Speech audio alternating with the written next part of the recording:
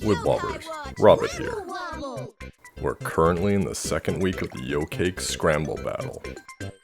Given there are 4 cycles, I know that many of you who either didn't participate in the first cycle or didn't get the result you wanted have now been furiously grinding in these later cycles. For the 3rd and 4th cycles, Geeko has been added to the crank.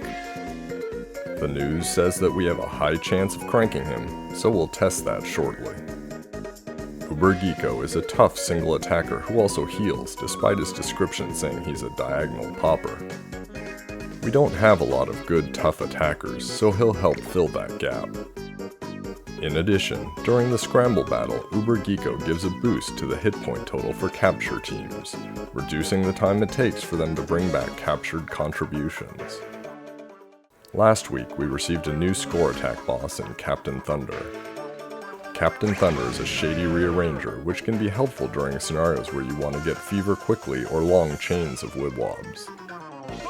This week's score attack boss is also new, Shogun King, or Bushio as he's known in Japan. He's the boss form of Shogun Yun, and we're going to see what it's like to battle against him with Slurpent this week. In my previous video, which introduced Slurpent, I made note of the learning curve required to start thinking in terms of how to utilize Slurpent's crazy inflations. I went through about 10 runs this week, and I wasn't really happy with any of them, despite most being good enough for top 25. Instead of going the single attacker route, I again went for a single fever time against the second trio using Sproink S for his bonus against Brave Yokai. As you can see in this attempt, I had more Sproink S's available, but fever time ran out before I could use them all, minimizing my damage by 2/3 afterwards as they were against Shogun King. This trend of having a lot of leftover time and large attacking Wibwobs haunted me through all of my attempts.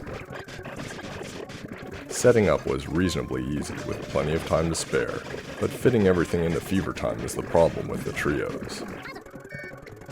Using a single direct attacker would be ideal, as fever time wouldn't matter as much, but I simply don't have a great maxed out single attacker to use against Brave. During this attempt, I failed to get a big enough Slurpent at the end, which likely cost me several Sproink S attacks, but honestly the score is still reasonable and I'm currently in 6th as of this video. Alright, as usual I've taken a fully maxed out crank and I'm throwing a pile of Y money at it to see what we'll get and how often Geeko will show up. In this case, he was luckily my very first pull of the week. For the rest of my pulls, he showed up 12% of the time, or 1 out of every 8 cranks. This is in line with a lot of S ranks we've seen and identical to what I saw with Arachnia last week. It was really surprising, however, that I pulled far more Soul Secrets than normal, with 1 in every 3 cranks bringing a Soul Secret.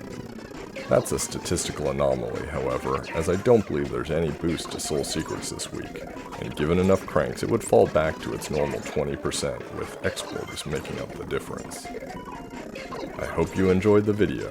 Please subscribe to my YouTube channel and to my Twitter feed, and leave any questions or comments below. Next week we have the 1-year anniversary of Wibble Wobble, so hopefully we'll have a great event to go with it. Until the next video, good luck with the crank.